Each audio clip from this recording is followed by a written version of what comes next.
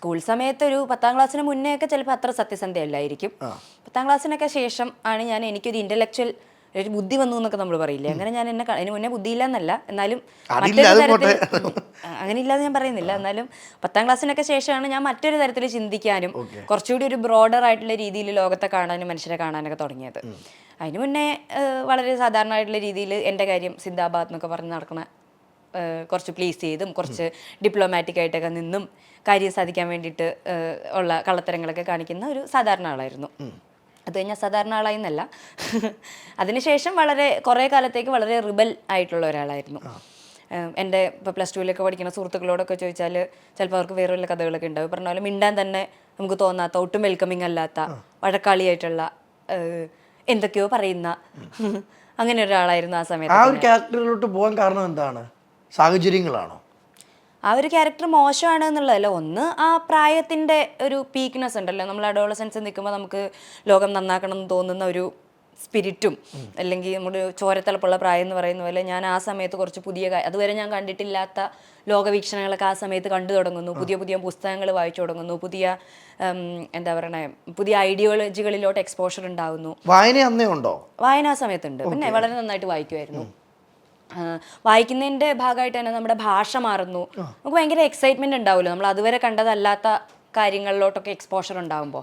ആ എക്സൈറ്റ്മെൻറ്റിന് എൻ്റെ ചുറ്റും ഉള്ള സ്ഥലങ്ങളിലൊക്കെ അങ്ങ് ഇറക്കിയെന്നേ ഉള്ളൂ. നല്ല ഷോ ആയിരുന്നു, പക്ഷേ അത് ഭയങ്കര മോശമായിട്ടൊന്നും എനിക്ക് തോന്നുന്നില്ല. അതൊക്കെ ഈ പറഞ്ഞ നമ്മുടെ വളർച്ചയുടെ ഭാഗമായിട്ട് സംഭവിക്കുന്ന ഒരു കാര്യമാണ്. ചില പ്രത്യേക ഇൻസിഡൻറ്റുകളൊക്കെ ആലോചിക്കുമ്പോൾ വേണ്ടായിരുന്നു എന്ന് തോന്നുമെങ്കിലും കുഴപ്പമില്ല, അതൊരു വളർച്ചയുടെ ഭാഗമായിട്ടാണ് തോന്നുന്നത്. അതായത് ഈ പറഞ്ഞ പോലെ സ്കൂളിലൊക്കെ പോയി വഴക്കുണ്ടാക്കുക, എന്തെങ്കിലും ഈ കാര്യം ശരിയല്ല ആ കാര്യം ശരിയല്ല എന്നൊക്കെ പറഞ്ഞ് പ്രസംഗിക്കുന്നതിനാണ് പറയുന്നത്. അപ്പോൾ ആ കാലഘട്ടം അങ്ങനെയായിരുന്നു. പിന്നെ പക്ഷേ എനിക്ക് തോന്നുന്നു വളരെ പെട്ടെന്ന് തന്നെ ആളുകൾക്ക് വന്ന് സംസാരിക്കാൻ തോന്നില്ല എന്ന് പറയുന്ന ഒരു അവസ്ഥയിൽ നിന്ന് കുറച്ചുകൂടി വെൽക്കമിങ് ആയിട്ടുള്ള ഒരു മനുഷ്യനായിട്ട് ഞാൻ മാറിയിട്ടുണ്ട്. അത് ഞാൻ +2 കാലഘട്ടമൊക്കെ കഴിഞ്ഞിട്ട് ഞാൻ ഫിലോസഫിയാണ് പഠിച്ചത്. എൻ്റെ ഡിഗ്രിക്ക് മഹാരാജാസ് കോളേജിലാണ് ഞാൻ ഫിലോസഫി പഠിച്ചത്. ഫിലോസഫിയൊക്കെ പഠിക്കുന്ന സമയത്ത് ഞാൻ കുറച്ചുകൂടി ആളുകളോട് ഇടപഴകാനും. അതാ ഞാൻ ചോദിക്കാൻ വന്നത്, ഇടുക്കിയിൽ നിന്ന് വന്നൊരു റിയ മഹാരാജാസിൽ എത്തിപ്പെട്ടതിന് ശേഷം എന്താണ് മാറ്റം വന്നത്? കുറച്ചുകൂടി മനുഷ്യരെയൊക്കെ കാണുന്ന, മനുഷ്യരോടൊക്കെ ഇടപഴകാൻ പറ്റുന്ന ഒരു മനുഷ്യനായി മാറി എന്നുള്ളത് നല്ല മാറ്റമാണ്. ഈ മഹാരാജാസിലെ ഓർമ്മകൾ ചോദിച്ചാൽ എന്ത് പറയാൻ പറ്റും? മഹാരാജാസിലെ ഓർമ്മകൾ എന്താണ് പറയേണ്ടത്? മഹാരാജാസിലെ ഓർമ്മകൾ എന്ന് ചോദിച്ചാൽ, മഹാരാജാസിന്റെ ഓർമ്മകൾ എന്ന് ചോദിക്കുമ്പോൾ റിയയുടെ ഒരു അടുത്തൊരു സുഹൃത്തിനോട് പറഞ്ഞതാ, അവിടുത്തെ ഒരു ഒറ്റ ഓർമ്മയിൽ നിന്ന് വലിയൊരു ചേഞ്ചാ വന്നതല്ലേ? മഹാരാജാസിന്റെ, അതെ, മഹാരാജാസിലെ അവസാന വർഷം ആണ് എനിക്ക് ആദ്യമായിട്ട് ഞാനൊരു ഡിപ്രസ്ഡ് അവസ്ഥയിലോട്ട് പോകുന്നത്. എനിക്ക് ക്ലിനിക്കൽ ഡിപ്രഷൻ ഉണ്ടായിരുന്നു. അതൊരു എന്നെ സംബന്ധിച്ച് അതുവരെ ഞാൻ അനുഭവിക്കാത്ത ഒരു മാനസികാവസ്ഥയായിരുന്നു. അതുവരെ വളരെ സാധാരണമായിട്ടുള്ള രീതിയിൽ ലോകത്തെ കാണുകയും മനുഷ്യരൊക്കെ ഒരു പരിധിക്കപ്പുറത്ത് സങ്കടപ്പെടുന്നതിനെ മനസ്സിലാവുക പോലും ചെയ്യില്ലാത്ത ഒരാളായിരുന്നു ഞാൻ.